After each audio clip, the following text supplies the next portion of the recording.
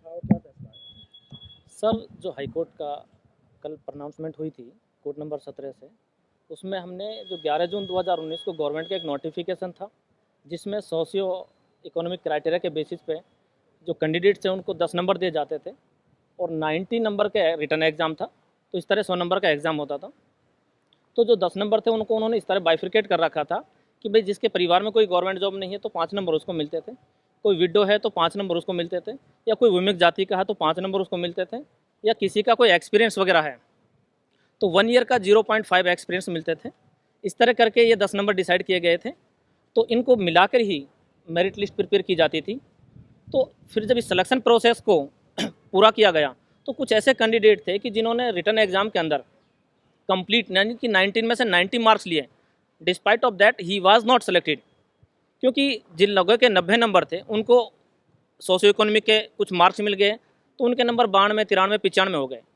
तो जो कैंडिडेट 92, 93 ले गए और जिनको सोशियो इकोनॉमिक के बेनिफिट नहीं मिले और रिटर्न में 100% में से 100% लिया, इसके बावजूद भी उसका सिलेक्शन नहीं हुआ, तो उन्होंने हाई कोर्ट को चैलेंज किया कि जो नोटिफिकेशन है गवर्नमेंट का सोशियो इकोनॉमिक क्राइटेरिया के गलत है, ये अगेंस्ट द आर्टिकल 14, 15 और 16 के अगेंस्ट है, अगेंस्ट द मेरिट है। क्योंकि मेरिट जो सिलेक्शन का क्राइटेरिया है कि that to be find the meritorious candidate for the suitable candidate for a particular post.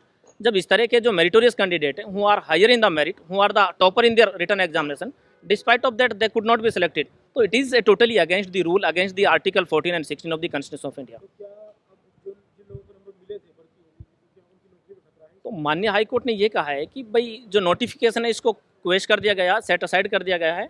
इसके बावजूद जो मेरिट लिस्ट अगेन प्रिपेयर की जाएगी only on the basis of the written examination. अगर उसके बावजूद जो बच्चा ऑलरेडी सेलेक्टेड है and despite of the revise of the result अगर वो फिर से मेरिट में आता है तो ही विल बी कंटिन्यू, और अगर बच्चा उससे आउट ऑफ जोन मेरिट में आ जाता है तो उसको after following the due process of the law means giving the show cause notice और उसको सर्विस से खत्म हटा दिया जाएगा। तो क्या सरकार की इसमें नियम बनाने में कमी, क्या नियम गलत था ये? देखो, सरकार का नियम जो मंशा थी मैं मानता हूँ वो ठीक हो सकती है कि भाई जो डिसएडवांटेज लोग हैं जिनके घर में कोई रोज़गार नहीं है उस परिवार को, उस फैमिली को मतलब पुशअप करना, लेकिन इसमें जो 10 नंबर है ये बहुत जो गैप है वो काफ़ी बड़ा है, इसको कम किया जा सकता था। लेकिन जो लोग मेरिटोरियस हैं, जो सेलेक्टेड कैंडिडेट हैं, उनका क्या फ़ॉल्ट है? उनका तो कोई फ़ॉल्ट है नहीं। तो इस तरह करके जो पॉलिसी है इसको और मॉडिफाई किया जा सकता है। अगर गवर्नमेंट की नीयत ठीक है और उसको बेनिफिट देना चाहते हैं वीकर फैमिली को, वीकर कैंडिडेट को, और उनको अपलिफ्ट करना चाहते हैं, लेकिन इतने नंबर के साथ उसको एडजस्ट नहीं किया जा सकता। ये अधिसूचना कब जारी हुई थी और कौन से ईयर का ये पूरा पर्टिकुलर मामला है? देखो सर, ये जो नोटिफिकेशन था गवर्नमेंट का वो 11 जून 2019 का है, और 11 जून नोटिफिकेशन के ऑनवर्ड जितनी भी रिक्रूटमेंट HSC के द्वारा हुई हैं ये इसका इफेक्ट उन सभी पे आएगा सर। इसमें कोई आशा नहीं हो सकता कि सरकार नए नियम बनाए कि 10 की जगह 5 नंबर कर दे, ऐसा आशा नहीं हो सकता? तो ये चीज़ एक डिबेट का इशू है और इसको मतलब एक after considering all the fact and circumstances even the social position of the candidate, तो इसको लेटर ऑन कंसिडर किया जा सकता है। लेकिन एज ऑन टुडे या on the selection process that which have already completed, इसमें हरियाणा सरकार का भी जवाब आया होगा, कुछ कहा होगा हरियाणा सरकार को? हरियाणा सरकार की सिंपैथी के ही मोस्टली इसका जवाब आया है कि भाई हमारी जो मंशा थी वो ये थी कि जिन परिवारों में कोई रोज़गार नहीं है उनमें एक रोज़गार का अवसर लाना, उनको भी अपलिफ्ट करना है ताकि वो जो सोशल जो स्टैंडर्ड है उसको अपलिफ्ट किया जा सके।